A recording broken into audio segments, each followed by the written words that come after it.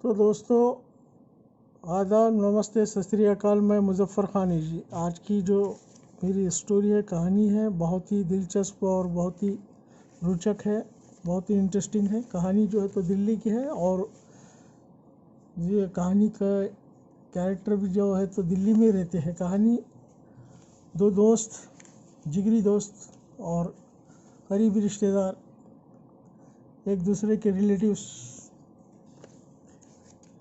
Mehtab, Mohammad Mehtab son of Mofuddin और सैयद जाकिर, ये दोनों दोस्त हैं। एक दूसरे के घर आना जाना है। सैयद जाकिर की जो है तो एक सिस्टर है, माता पिता है, छोटा परिवार है। एक दूसरे का आना जाना एक दूसरे के घर पे है और करीबी रिलेटिव्स भी है और एक दूसरे से बहुत ही फास्ट फ्रेंड है। एक दिन मोहम्मद मेहताब जो है तो इसके घर आता है, जाकिर के घर। जाकिर कहीं और गया होता है। जाकिर घर पर जाने के बाद उसे उसकी बहन से पूछता है कि जाकिर है क्या? जाकिर नहीं है। तो ठीक है, कहाँ गया है? तो जाकिर की बहन बताती है, पता नहीं भैया, आने के बाद मैं बता दूंगी। ऐसा कहता है कि आपके मम्मी पापा वो भी नहीं है। अब ये जो तो मोहम्मद मेहताब जो है तो इसी का फ़ायदा उठाता है और घर में घुस जाता है और जो 14 साल की माइनर गर्ल है, जाकिर की बहन, उसके साथ दुष्कर्म करता है, उस पर अत्याचार करता है, रेप करता है और वहाँ से फ़रार हो जाता है। इसके बाद जो है तो वो लड़की है, रोने धोने लगती है। माँ बाप आते हैं, पूछते हैं रोने का सबब क्या है, तो कहती है कि मुझ पर मेहताब ने अत्याचार किया है और मेरी आबरू लूटी है। ऐसे माँ बाप जो है तो पुलिस स्टेशन निकल जाते हैं और जाकिर भी नहीं होता। तब तक माँ बाप पुलिस स्टेशन उसकी रिपोर्ट करने जाते हैं। तब तक के जो है तो लड़की घर में ही जो है तो आत्महत्या कर लेती है, कमिटेड सुसाइड कर लेती है। उसके बाद जो है तो जाकिर को मालूम पड़ता है, जाकिर परेशान हो जाता है, जाकिर भी ढूंढने लगता है। अब जाकिर जो है तो मेहताब को ढूंढने लगता है, लेकिन मेहताब कहीं नहीं मिलता। आखिरकार पुलिस उसको अरेस्ट कर लेती है और अरेस्ट करने के बाद जो है तो मैजिस्ट्रेट, कोर्ट ऑफ मैजिस्ट्रेट के सामने खड़ा किया जाता है। कोर्ट ऑफ मैजिस्ट्रेट जो है तो उसे मैजिस्ट्रियल कस्टडी यानी जेल भेज देते हैं, तिहाड़ तुरंग में भेज देते हैं, तिहाड़ जेल में भेज देते हैं। अब जो है तो जाकिर परेशान होता है और इसकी ज़मानत का इंतज़ार करता है कि भाई इसको ज़मानत कब मिलेंगे और मैं इससे कब मिलूँगा। बोल के बेतहाशा जाकिर इसकी ज़मानत का इंतज़ार करता है, लेकिन ज़मानत को रिजेक्ट करती है। उसका जो बेल पी लिया है तो वहाँ के मैजिस्ट्रेट 3 से 4 मरतबा रिजेक्ट कर देते हैं, क्योंकि उसी दौरान में निर्भया रेप कांड हुआ था तो चर्चा में था दिल्ली, पूरा दिल्ली। तो ये एक और उसमें एडिशन सब्जेक्ट हो जाता है, इसलिए वहाँ की कोर्ट जो है तो ज़मानत पी लिया, जो बेल पी लिया है उसे रिजेक्ट कर देती है, ज़मानत खारिज कर देती है, ज़मानत नहीं मिलती। 4 साल बीत जाते हैं। 4 साल में ये काफ़ी इंतज़ार करता है कि कब इसे ज़मानत मिलती है और कब मैं इसे पकड़ूँ। जाकिर ज़मानत के लिए परेशान हो जाता है, लेकिन उसे ज़मानत नहीं दी जाती। जाकिर सोचता है ठीक है, अगर उससे ज़मानत नहीं मिल सकती या वो जेल से बाहर नहीं आ सकता तो मैं तो जेल में जा सकता हूँ। अब जाकिर जो है तो एक आइडिया लड़ाता है, अपनी शक्ल लड़ाता है और जकड़ लड़ाता है। जैदपुर इलाके में एक ऑटो रिक्शा ड्राइवर है, उसका जो है तो मर्डर कर देता है और वहाँ पे अपनी आइडेंटिफिकेशन सब छोड़कर घर वापस आ जाता है। पुलिस को पता चल जाता है कि यह मर्डर जो है तो जाकिर नाम के एक युवक ने किया है और जिसकी उम्र 16 से 17 के बीच में है और वो अम्बेडकर इलाका यानी निज़ामुद्दीन चौक के पास रहता है।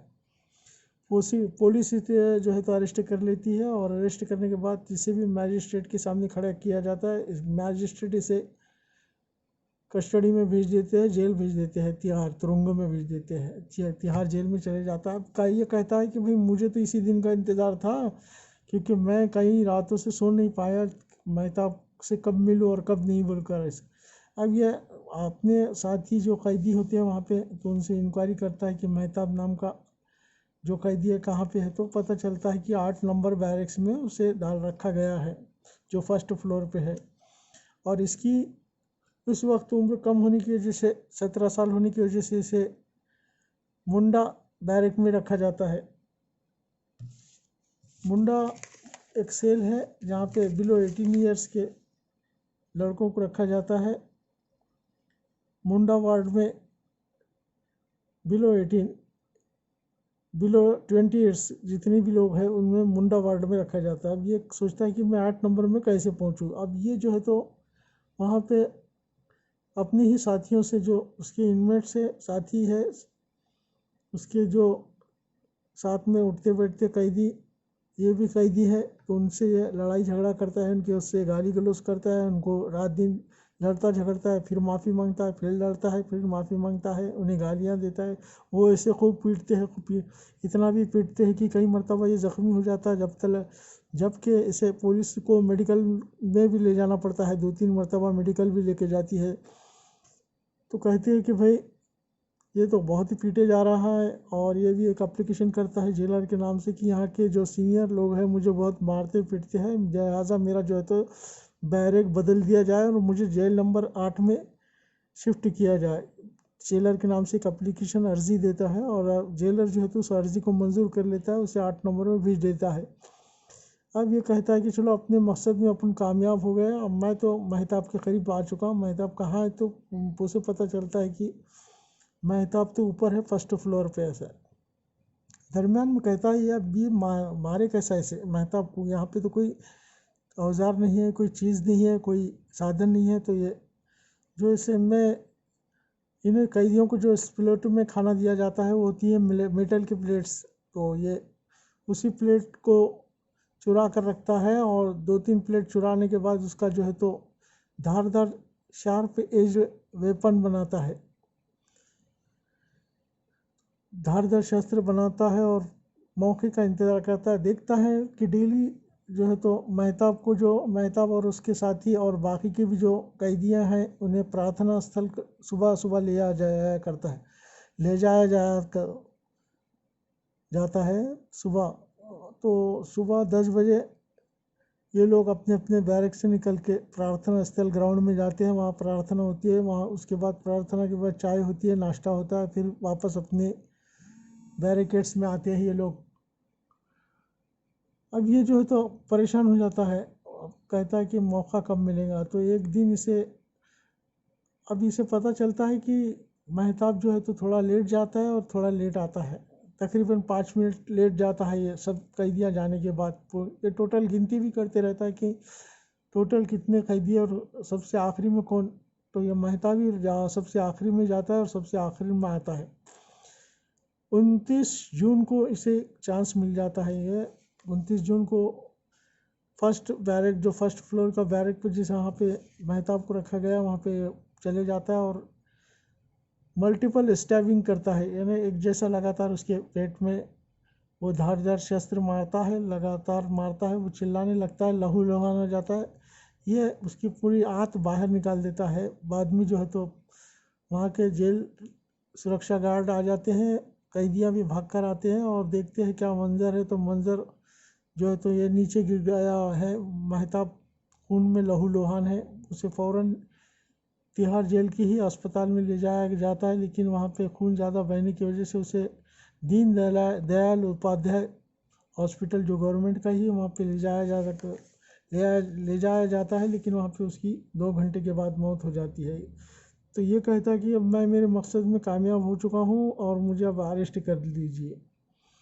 तो दोस्तों ये थी एक ऐसे युवक की कहानी जिसने अपनी नाबालिग बहन, जो 14 साल की कमसीन थी, माइनर गर्ल थी, और उसके ऊपर इसने रेप किया। उसका ये रेप करने के बाद उस लड़की ने अपने आप को सुसाइड कर लिया था, उसने अपनी खुदकशी कर ली थी, आत्महत्या कर ली थी।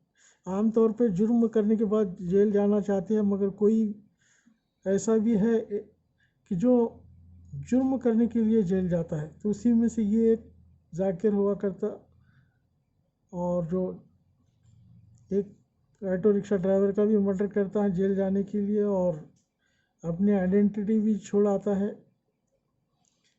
तो ये टोटल एक कहानी फिल्मी कहानी से कम नहीं है। जो फिल्म में स्क्रिप्ट होती है तो वो शायद उसमें भी थोड़ी खामियां रहती है या कुछ कमियां रहती है, लेकिन ये कहानी तो बहुत ही दिल को दहलाने वाली है। और जिसने अपना बहन के रेपिस्ट को मारने के लिए उसने 2 मर्डर किए, उस तक पहुंचने के लिए उसने एक आदमी को निशाना बनाया जो ऑटो रिक्शा ड्राइवर है, उसी की निशाना बनाया। तो इस तरह से उसने अपनी बहन के कातिल या रेपिस्ट का बदला ले लिया।